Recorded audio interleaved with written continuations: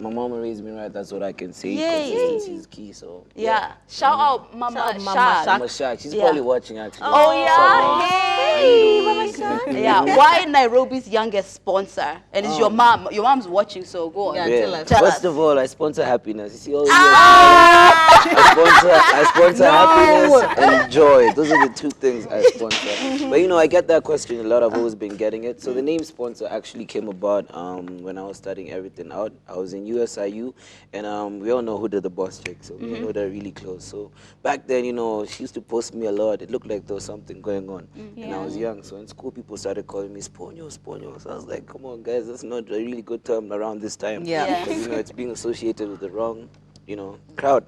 So basically, everyone was calling me sponsor, Sponyo, and I said, you know what, I'm from Nairobi, I'm still young, and everyone's calling me Sponyo now, so why not just run with it? So, you see the smiles, the joy is working. You know, I'm just remembering how Sleepy David was explaining how he got his name, and I'm like, it's nice how like our names or our fame finds us. Like it just sort of found you. So for those who might not know, like not everybody's on social media, so we have to introduce you like officially. Just tell us like how you got into the media space, like what you do exactly right now, and like how you have built your career until where you are. Well, basically, I started off as a YouTuber, and then, you know, over the years, nowadays I say I'm an entertainer and a CEO. So I started off on YouTube. I was a YouTuber. I think I was around 18 at the time. I left high school like I really want to do media. You know, I want to be on TV. I want to be on stage. I want to do all this. But I realized one thing: just because you really want to do something, when you're done with school and you think you're ready, you're not just gonna walk up to anybody and tell them, "Listen, I want to do this, and I feel like I can do it." I kind of have to have like a backup. And since I used to watch YouTube a lot, I said, you know, why not just put my own content over here? Since I'm getting bored of running out of stuff to watch. So after that, you know, ended up on TV, you know, after like 3-4 months on YouTube. And my YouTube was trash, guys. My YouTube I watched a few. No, I watched a few. I watched the light skin thing with Tracy Wanjiru. That type of stuff. So, you know, it was like vlogs and things. Vlogs, interviews, different stuff. My YouTube, I like to call it a lifestyle type of channel. Just, you know, everything I feel like I can throw in there. So yeah, from YouTube, ended up landing my first TV job. I was still doing USI radio at that time, so I was getting conversant to the radio. At the same, I was taking, you know, grasping everything I could reach at that time. And thank God it all came together. Ended up now doing mainstream radio. Ended up doing mainstream radio and different TV stations. You know, I've been here, worked here before, so this is part of my journey. And it feels good to be back actually. And like, you know, like he has like a real long CV when you think about it. And like, how old are you again? Remind us. I just turned 24. 24 years old. We can be your mother. Honestly. And it's like, because like you've done so much. You're only 24 years old. But like the thing that I feel is like when it comes to your content, there's like a general theme of a bit of like controversy, a bit of drama, you know, that type of thing. Do you think like sometimes people think that now that's who Shaq is? Yeah, I do believe it. You know, I wouldn't call it. First of all, controversy just recently started finding me. I never used to be caught in anything. Like, you know, blogs were talking about but me even the doing bad YouTube things. ones were like your videos. Crazy. Were That's the thing. You have to spark. you have to spark conversation. If you're not sparking conversation, nothing's happening. Look at all the responses you guys are getting because people are actually into your conversation. So there's those things maybe I've done before and I'm still about to do. And that just spark conversation. I wouldn't call that controversy because controversy, I always feel like, you know, it most of the time it happens when you know, some stuff that people have done are exposed. But you see, I'm doing this on my own. I'm showing you this is what I want you to see. I sat down, I did it, I approved it, and now I'm showing it. So that's the difference. Controversy is like, oh, we didn't know about this.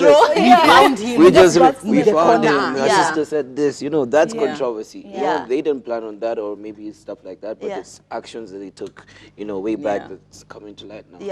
So you see, we do like lifestyle, so you know, whatever is happening is what we want to talk about. And there are so many times when we're discussing something on the show where we have to reel ourselves back because we don't know if someone's doing this for clout, right? Now, where do you draw the line with like, you know, not even trying, being relevant, staying relevant, but then not fabricating scenarios or like, you know, accidentally recording like a fight with someone? Like, where do you draw your line? Well, exactly. Like, you know, what I'm gonna say is I thank God because, as we said, I started out young.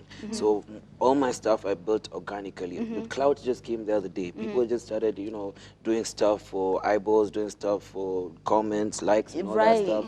I started long ago, so already people saw the genuineness of my work. They've seen me grow. They know my story.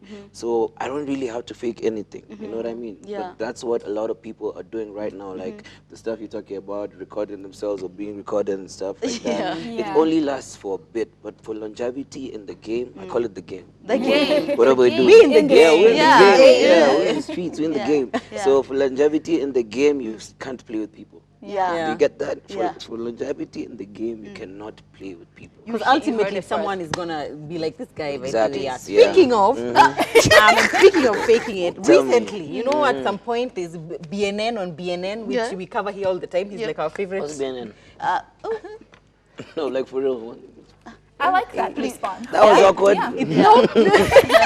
What's Edgar Barry's stories. Oh, my guy. Hi, your guy. Oh, man. So recently your guy, he was there talking about you. Like people were saying about like, okay, this guy is living a fake lifestyle. He goes to the club. He doesn't pay for drinks. And like, he's not the kind of person that he actually portrays himself to be. Please give us your comment on this. Well, this is what happened with Edgar's people. So I'm a troll, like I said. Also on my social media, if you follow me, I make a lot of jokes. I poke at people because I learned how to take it. I always know the backlash. So I'm the one who, sadly, I woke up and I decided, let me poke at this guy. So I poked the bear. And me and him had known each other previously, not even in person. Like, we had seen each other on, you know, online streets. And he does YouTube. I think we had spoken way before. So I think since I poked, he had to hit back at me. And he even told me, this is what he told me, bro, leo takipata. And then he put laughing emoji. And I said, okay, and there's a picture of Shaq on the stories. Exactly. Like, so I see, wow, give me tea. And I was like, I drink other things, but I like coffee. Let's have tea today. So basically, most of that, the people who were sending stuff that had my identity was stuff I found out about myself on that same day. Until today, I'm like, wait, you know, people keep telling me new stuff. So it's obviously, you know, when you're in the public eye or when people just see you and you're very low key, because I have a really small circle. I just like keeping to myself. Yes, I'm out there, I'm an entertainer, I'm in the public, but I like my privacy too.